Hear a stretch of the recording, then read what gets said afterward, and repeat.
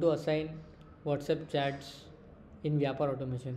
So ఇక్కడ వచ్చేసి ఏంటంటే 2 టైప్స్ ఉంటాయి. ఒకటి ఆటో అసైన్ ఎలా అంటే పర్టికులర్ టీమ్ మెంబర్కే పంపించాలి. ఇప్పుడు సపోజ్ ఒక సర్వీస్కి ఒకటే టీమ్ మెంబర్ ఉన్నాడు అంటే ఆ టీమ్ మెంబర్ని అసైన్ చేస్తే ఏది ఆ బటన్ క్లిక్ చేస్తే ఆ టీమ్ మెంబర్కే డైరెక్ట్ వెళ్ళిపోతుంది చాట్. అండ్ ఆ పర్టికులర్ టీమ్ మెంబర్కి ఆ చాట్స్ తప్ప వేరే చాట్స్ ఏవి రావు.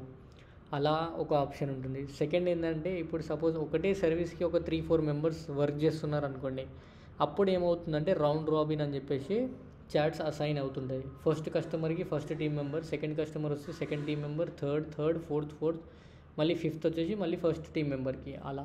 సో అది ఎలా క్రియేట్ చేయాలి అని అంటే ఫస్ట్ కంట్రోల్ ప్యానెల్లో యూజర్ పర్మిషన్స్కి వెళ్ళి మీరు ఫస్ట్ ఒక పర్మిషన్ క్రియేట్ చేసుకోండి. లైక్ ఇప్పుడు నేను ఇక్కడ బీపీఓ అని చెప్పేసి ఆల్రెడీ క్రియేట్ చేసుకున్నా. బీపీఓలో ఏమేమి ఆప్షన్స్ ఇవ్వాలి అని చెప్పేసి యూజర్ మేనేజర్లో మళ్ళీ నేను ఆ బీపీఓకి ఎవరెవరు ఇప్పుడు సపోజ్ ఇక్కడ కాల్ సపోర్ట్ ఉంది రైట్. కాల్ సపోర్ట్కి 1 2 3 4 మెంబర్స్ ఉన్నారు ఇక్కడ కాల్ సపోర్ట్కి. సో ఇలా నేను టీమ్స్ని క్రియేట్ చేసుకున్నాను. ఫస్ట్ యూజర్ పర్మిషన్లో పర్మిషన్ క్రియేట్ చేసుకోండి. సెకండ్ యూజర్ మేనేజర్లో వచ్చి యూజర్ క్రియేట్ చేసుకొని అలో అసైన్ ఇది ఆన్ అయి ఉండాలి.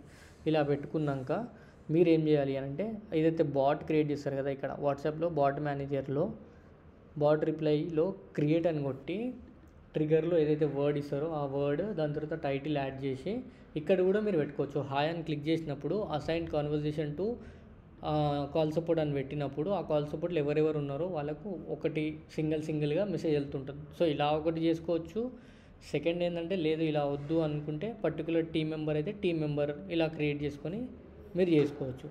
సో ఇలా ఒక ఆప్షన్. దాంతో అలా కాకుండా మీరు ఏం చేయొచ్చు అంటే ఫస్ట్ స్టార్టింగ్ మెసేజే రాకుండా మీ దగ్గర మల్టిపుల్ సర్వీసెస్ ఉన్నాయంటే ఇలా ఇంటరాక్టివ్ సెలెక్ట్ చేసుకొని దీనికి మెసేజ్ ఏదైతే పెట్టుకుంటారో అది పెట్టుకొని ఈ బాట్ ఎలా క్రియేట్ చేయాలో కూడా ఆల్రెడీ ఒక వీడియో ఉంటుంది. అది ఒకసారి మీరు చూడండి యూట్యూబ్లో.